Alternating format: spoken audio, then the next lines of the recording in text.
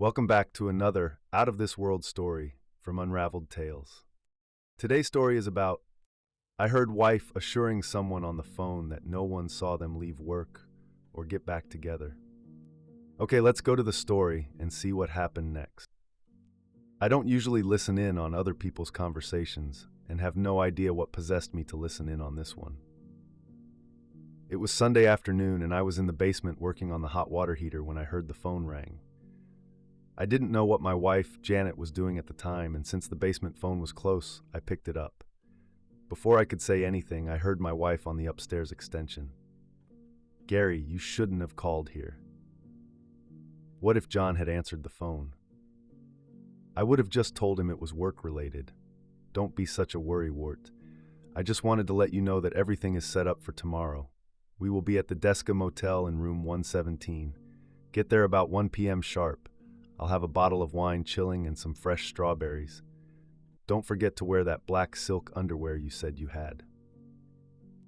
Okay, just so nobody sees us leave work or come back together. You sound a little nervous? Are you having second thoughts about this? No. Everything is okay. It's just that I am a little scared. I never did anything like this before, and it's only natural that I should be worried. I am not going to change my mind. Everything will be fine, I promise. Okay, but if John ever found out about this, I would kill myself. I got to go before he overhears something. See you tomorrow at 1 p.m. sharp. Bye. I hung up the phone just as they did and sat there for about 10 minutes running the whole conversation over and over in my head. Why the hell did I have to pick up that damn phone? Janet and I had grown up together. We were married a year after we graduated from high school. She was the only girl I ever had love with, and I assumed I was the only one she ever had love with. She was still good looking and still had a nice figure. We had one son, Terry, who was a senior in high school. We didn't have many friends, and our whole life was spent with each other. I thought everything was fine between us, but apparently I was mistaken. I decided I didn't need to drain the hot water heater after all. There was some beer in the basement refrigerator. That helped to ease my pain. I figured I had 3 options. I could confront her straight on and cause a big emotional scene. I didn't like that one. Second, I could drop a few hints or clues or make some remarks that would lead her to believe I was suspicious. That was a little more attractive to me than the first option, but I figured that it would just delay things to a later date when I might not be aware of it happening. The third option was to just let her go through with it. I liked that last one with a slight modification. I decided to let everything happen as planned, but at the last minute I would give her an out. If she took it, fine. If not, I would have to attack. There were also 3 ways she could go. Maybe, if I were lucky, she would just change her mind and back out. I doubted that would happen. The second would be to take advantage of the last chance I would give her. That was a strong maybe. The last option she had was to go through with it. As much as I hated to admit it, that seemed like the most likely to happen. Okay, now that I sorted that out, I was ready to plan my attack. It was looking as if I could make a game out of it, and the more I thought about it, the more excited I came. After supper, I would start some serious plotting. First, I had to gather information, then get the game plan laid out. I worked for a security systems firm for almost 20 years. They had been after me for the last year to take over the Huntsville, Alabama office, but Janet did not want to move. Janet worked for an insurance company for the last 10 years. She was doing well, but I never liked the guy she worked with, Gary Simmons. I know now that my suspicions were well-founded. Gary was married, and his wife seemed nice enough. I was upset that he wanted mine too. The move to Alabama would have been a good one for Terry because he had his heart set on going to Auburn.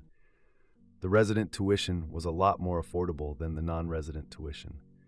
While we were eating supper, I decided that I was going to take the Huntsville position. It didn't matter what the outcome was. The next day, I was still going to move. I would be able to file a declaration of domicile when I got there, and there would be enough time so Terry would be able to pay resident tuition when he started school.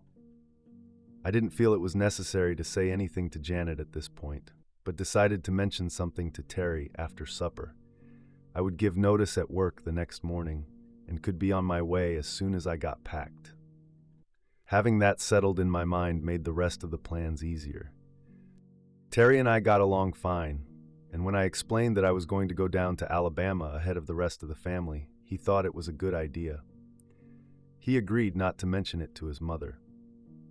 I did not say anything to him about his mother's plans for the next day. I still hadn't figured out exactly what I was going to do, but I was sure everything would come together before the night was over. I told Janet I had to go to Home Depot for some stuff and took off. The first purchase was a throwaway cell phone with a 60-minute calling card. I was going to be making lots of calls, and some of them I didn't want traced. I stopped by my favorite watering hole to see if I could get some help from old-school friends who were less than respectable. It cost me $400 to buy 2 big bags of cruppy grass.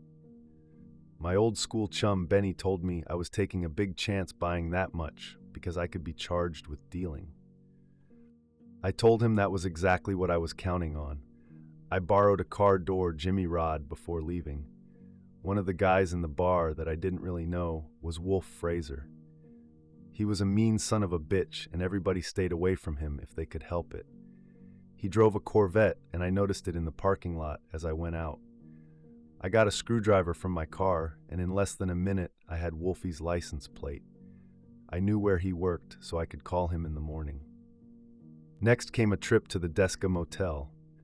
I stopped in the lobby, looked over the rack of tourist attractions and restaurants, and took what I needed. The clerk gave me some info about the motel, including a map and the phone numbers for housekeeping and room service. Time to go home. Janet was watching TV when I got there. I told her I had some work to do in the office, and she said she was going to shower and go to bed early because she had a big day tomorrow. While Janet was in the shower, I opened her briefcase and took out her planner and telephone notebook. I spent the next half hour writing down names and phone numbers. Then came the tedious part.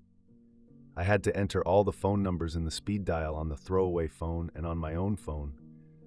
I had a few more numbers to look up in the telephone book before I was done.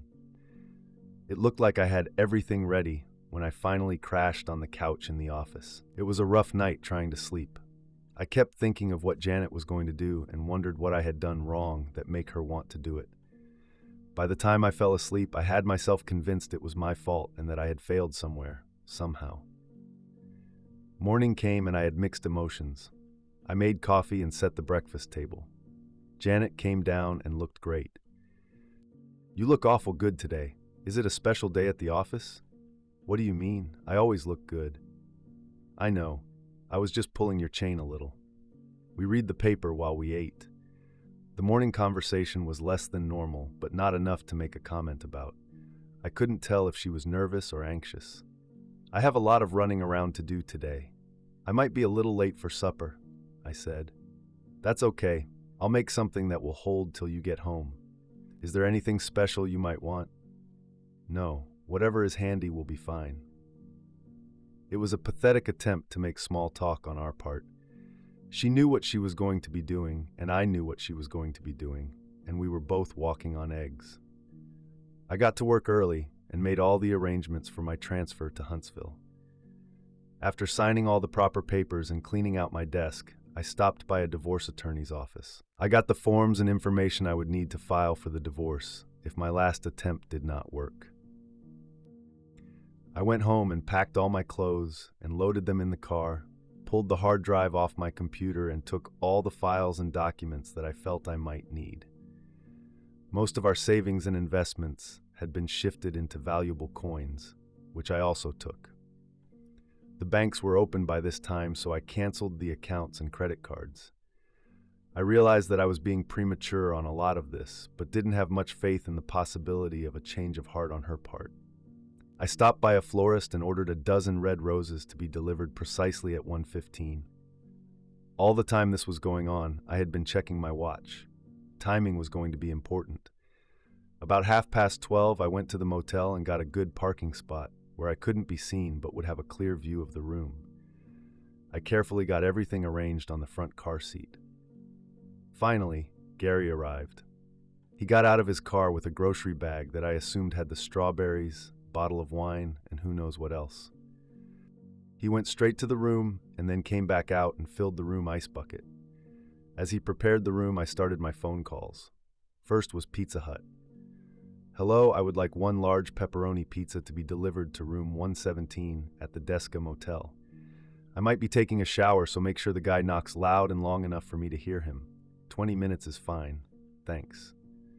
Second was a call to Papa John's, followed by Domino's and Godfather's Pizza. The fifth call went to the Golden Dragon, where I order egg rolls and sweet and sour pork. I assumed that half of these would call back to verify the order, but that was all right because the effect would be the same.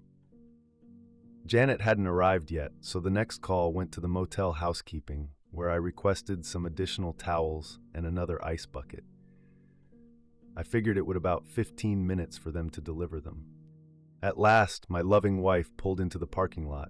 She went down to the end of the building so her car would not be too conspicuous. She left the car carrying a small overnight bag. When she got about 20 feet from the door, I called her on my speed dial. Hi, honey. It's just me. John, is something wrong? You don't usually call me at work in the middle of the day. I was thinking about you, and I just wanted to call and tell you that I love you. Oh, John, that's sweet. I love you too. Okay, I'll let you get back to work. I'll see you later. Bye. Goodbye, John, and thanks for the call. Janet hung up the cell phone, turned around and walked into the motel room. That was her last chance, and she made her decision. A tear swelled up in my eye as I resumed my telephone blitz. Phone call number 7 went to the local TV station. Hi, is this WWC-TV? There's something funny going on at the Desca Motel. If you have a truck nearby, you might want to swing by and check it out. No, I don't know what it is, but the cops are on the way. Okay, thanks. Call number 8 was coming up as I walked over to Gary's car. Luckily, he had parked in a spot where I wouldn't be noticed as I replaced his license plate with the one from Wolfie's Corvette. As I was walking over, I called Janet's office. She had a 3 o'clock appointment with somebody named Rob Kelly. Hi, this is Rob Kelly. I had an appointment with Janet Martin for 3, but I have to move it up. Can you please have her call me as soon as possible at 961-4452? I tried to get her on her cell, but it was busy. As soon as possible, please. The number was a recorded telephone ad for a law firm that specializes in divorces. I threw Gary's license plate under his car after I put the new one on. Then I walked down to Janet's car and moved it to the back of the motel. While I was walking back to my car, I dialed the next number. Hello, Mrs. Simmons. Your husband asked me to give you a call. He is having car problems and needs you to pick him up right away. He is at the Desca Motel, room 117. You could give him a call on his cell phone or just call the room. The number is 961-77000, extension 17. No, I don't know why he didn't call you. It looks like he is meeting a client, a pretty one too. Bye. Call 10 went to Acme Welding, where I asked Wolfie's boss to tell him a white Honda in the Desca Motel parking lot had Wolfie's license plate on it. The next call went to the police, where I reported 2 kids changing a license plate on a car in the parking lot. I mentioned that something didn't look right and just asked them to check it out. I gave them Wolfie's license number. The first pizza guy came to the room. It looked like there was an argument, but Gary paid him and he left. Call 12 was to Janet's mother. Hi, Mom, it's John. I don't have a lot of time. Janet is in a motel room having love with a man she works with. Would you please call her and ask her to reconsider what she is doing? No, I can't talk about it now. You have her cell phone number, and if you can't get her there, try the motel. It's 961-77000 extension 17. I know it's a sorry thing, but I have to go. Please make the call now. Bye. 2 more pizza guys showed up at the room. The same time the maid came with more towels. There was a lot of discussion at the door again, but after a few minutes, they all left. The next call was to the motel. This is Mr. Simmons in 117. My bathroom sink is leaking at the bottom of the faucet, and the water on the floor is starting to get on the rug. Can you send someone over right away? Thank you. A big Harley roared into the parking lot, cruising, slowing down the line of cars. Wolfie stopped right behind Gary's car, but before he could do anything, a black and white pulled up. The biker and the cop were having a heated discussion as I made my next phone call. Mr. Granger, this is John Martin. My wife Janet works for you. Yes, thank you. I am glad she is a good worker. However, right now she is at the Desca Motel in room 117 with Gary Simmons, who also works for you. They are there having love as we speak. Yes, I am sure. You have a company policy against this sort of thing. Is that right? I am sure you have their cell phone numbers. Would you please call them to verify or deny this? If you can't get through, call the motel. It is 961-77000 extension 17. I don't want my wife working for your company anymore, Mr. Granger, and would appreciate if you would let her go. If it is a violation of policy, maybe Mr. Simmons should also be let go. No, I am sorry I had to notify you. Thank you for your time. Bye. There was an Oriental restaurant deliver man at the door to the motel. The cop was going over to the room and Wolfie was waving his arms and yelling as he walked with him. Call number 15 went to Janet's sister. Hello, Nancy. This is John. How are you? Hey, I am having a little problem right now. Janet is in a motel room having love with a guy she works with, and I am on my way home to get my Ruger. I am going to go back and shot them both, but I don't want the police or reporters to find Janet with no clothes on. Could you please call Janet and tell her to get dressed before I get back there? I really would appreciate it. She is at the Desca Motel, room 117. If you can't get her on her cell, call the room. By the way, I moved her car to the back of the motel. She might not be able to drive. Maybe you should just drive over there and pick her up. If you get there before I do, you might want to drive her home. No, sorry, I can't talk now. Thanks for your help. Call as soon as you can, okay? The action at the door of the motel was hot and heavy. The maintenance guy just showed up to fix the sink. The delivery guy was trying to get paid while Wolfie and the cop were talking to Gary. The florist was at the door trying to deliver the roses, but wasn't having much luck. It was time for me to leave. My work here was done. I passed the TV crew as I was leaving. I still had 2 bags of grass in the car that I didn't know what to do with. I was going to plant them in Gary's car, but had second thoughts about it. I tossed the cell phone and the grass in the river on the way home. I stopped by the house just long enough to say goodbye to Terry. I told him I would keep in touch and not to give his mother a hard time the next couple of days. I would have given anything to know what was going on in that motel room over the last hour. As I was leaving town, I made one more call. I wasn't sure I would get through, but I tried just in case I got lucky. Hi, Gary Simmons? This is John Martin. Just wanted to let you know, if you lay one hand on my wife, I will rip off your balls and jam them down your throat. Do you understand? There was a weak answer at the other end. Yes, I understand. I hung up the phone and hit the interstate. About 8 hours later, my cell rang. Caller ID showed it was Janet. Hello. John, where are you? I'm on I-81, just outside of Knoxville. Why? John, what is going on? We have to talk. We don't have anything to talk about, Janet. Please, John, talk to me. Janet, I will ask you 3 questions, okay? Give me straight answers to all 3, and then we can talk. Okay, what did I say to you when I called you on your cell phone today? You said I love you. What did you do after you hung up the cell phone? There was a short pause. I went into the motel room. Why did you go into the motel room? There was no answer. Janet, answer me. For what purpose did you go into the motel room? There was another pause. John, I don't want to answer that. Goodbye, Janet. I hung up the cell phone and turned it off. I wouldn't need it the rest of the trip. Since the company was picking up all the expenses for moving, I got myself a fairly nice motel room and had a great supper. I had to establish residency quickly, so I spent the next 2 days looking for an apartment. It was easy to get something nice and reasonable because I wasn't too particular. New phone service and a mailing address were next.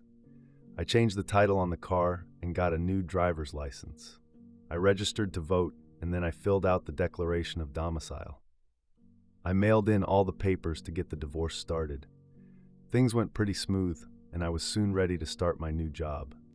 I called Terry and gave him my new cell number.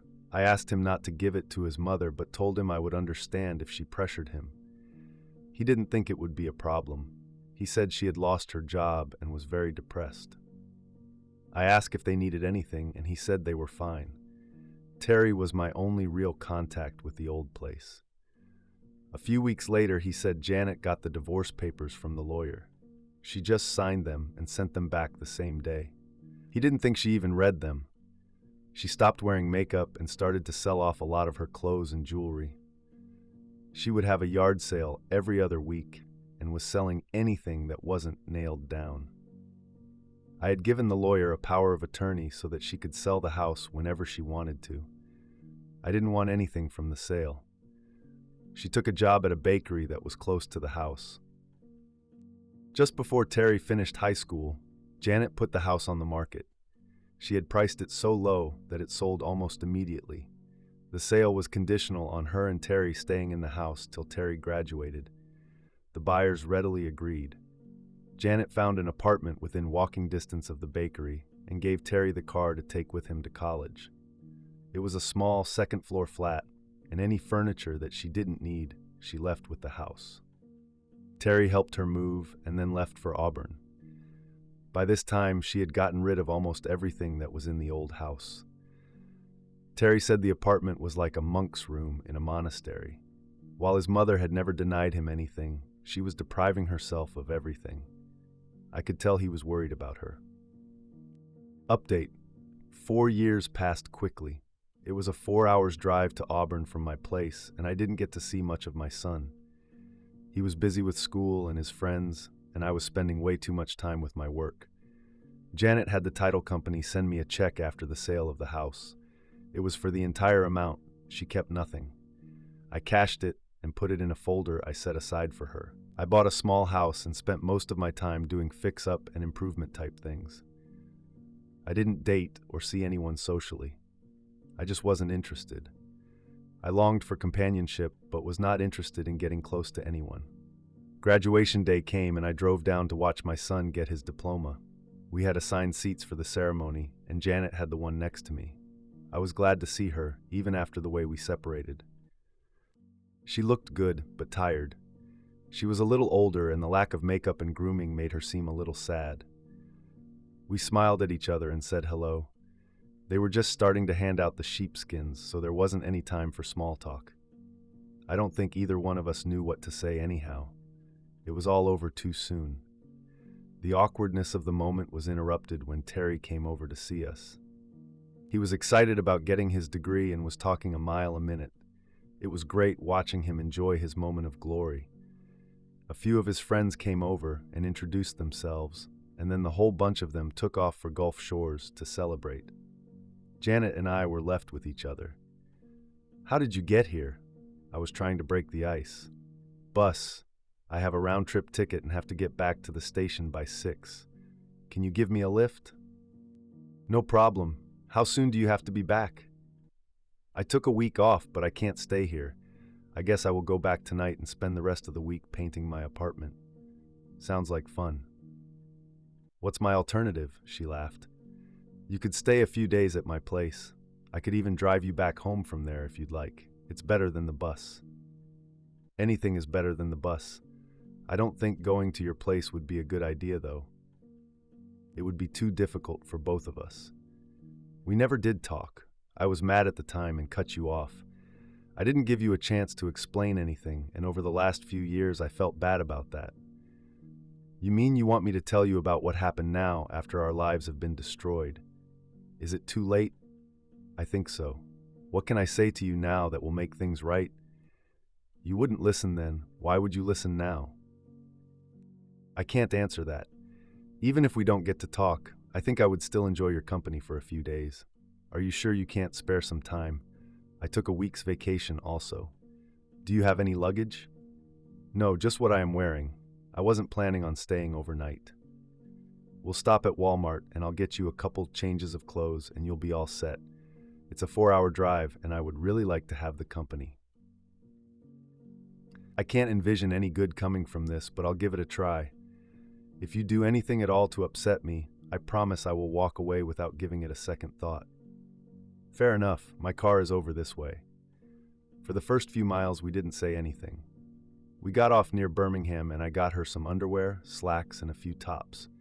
I also talked her into a pair of sneakers, but she refused to buy any makeup. I didn't push it, just hinted. A little further up the road, we had supper at a Cracker Barrel. She always liked to eat there. We were moving along up I-65 at a good clip when she opened up. To have love. I looked over at her. What to have love? The answer to your last question was to have love. I couldn't say it when you asked me on that day. I don't know why. Either I was too embarrassed or I didn't want to hurt your feelings. I just couldn't bring myself to say it out loud. After you hung up, I realized that you already knew, and it was stupid of me to deny it. I tried to call you back, but you turned your cell phone off. I knew then that my life had ended. You broke my heart. I know, and I don't know how to make it right. I have laid awake so many nights trying to figure out how to make up for it, and can't come up with a thing. After a few years, I decided that there was nothing that I could do to make things better. I couldn't think of anything to say. She seemed doing fine on her own. If you knew what was going on, why didn't you stop it? I couldn't stop it. Only you could do that. You could have said something. No, if you had known that I knew, you would have not done it for the wrong reasons. Knowing that you were caught or might be caught was not a good reason for you to not go through with it. You had to stop it because you knew it was wrong, not because you were going to get caught. Am I making sense here? Yes, you are, but I still wish you would have said something. I did, the last phone call. You mean the one where you said you loved me? That's right, I felt that I gave you the opportunity to stop before you got started. I gave you the chance to make the decision. It was a test and I failed it. I was so stupid.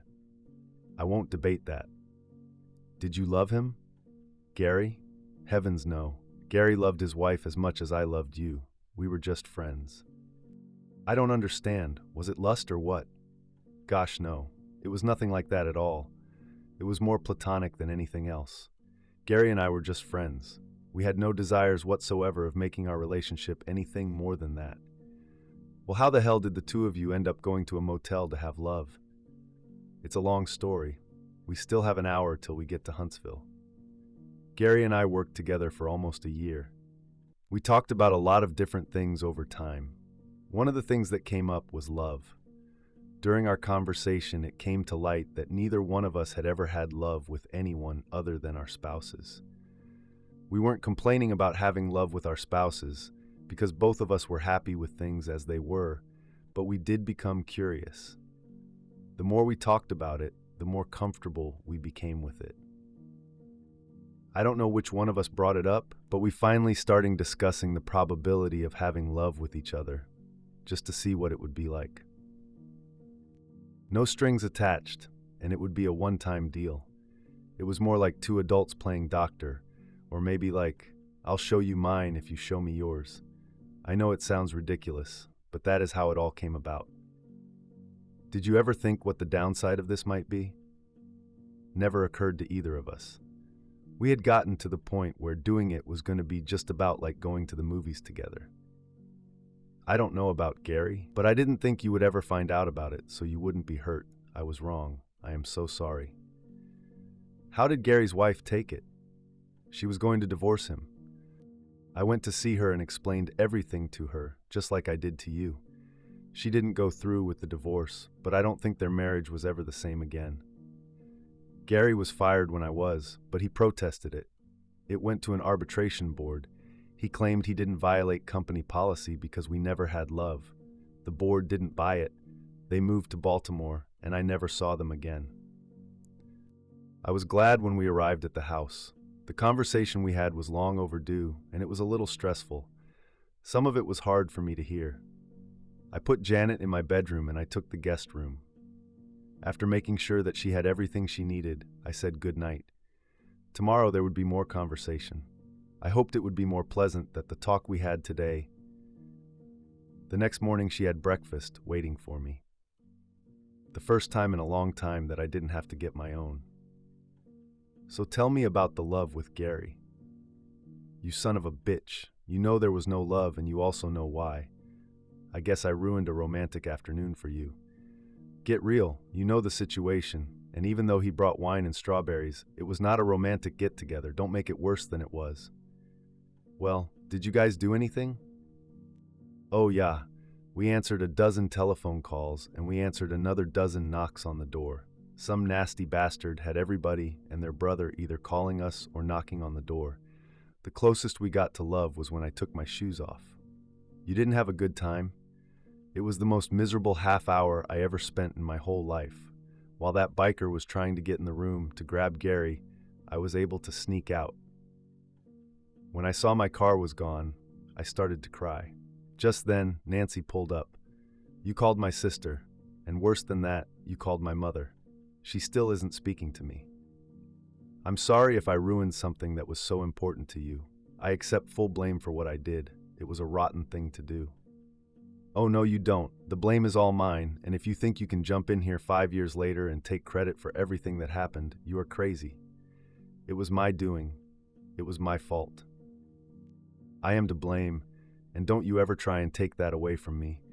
I didn't wallow in misery for all these years just so you could pull it out from under me. I still feel partially responsible and should assume some of the blame. Don't do it. When I went into that motel room, I lost all my self-respect. I will never be able to get that back. At least, when you made your phone calls, you saved my virtue. I still have that, and I thank you for it every day. I only wish there would have been a way for you to do something earlier, but I understand now why you couldn't. It is a sad thing, John. I love you, and I have always loved you. I didn't want to hurt you, and for that, I am truly sorry. I won't ask your forgiveness because I don't feel that I deserve it. Losing your love and trust has hurt me more than anything else you could do to me. Janet, you never lost my love. I am glad to hear that, John, but what about the trust? Sorry, that's gone, and I don't know how I can ever get it back. I understand, and that is only fair. What are we going to do for lunch? How about sushi? Sounds great. Are my clothes okay?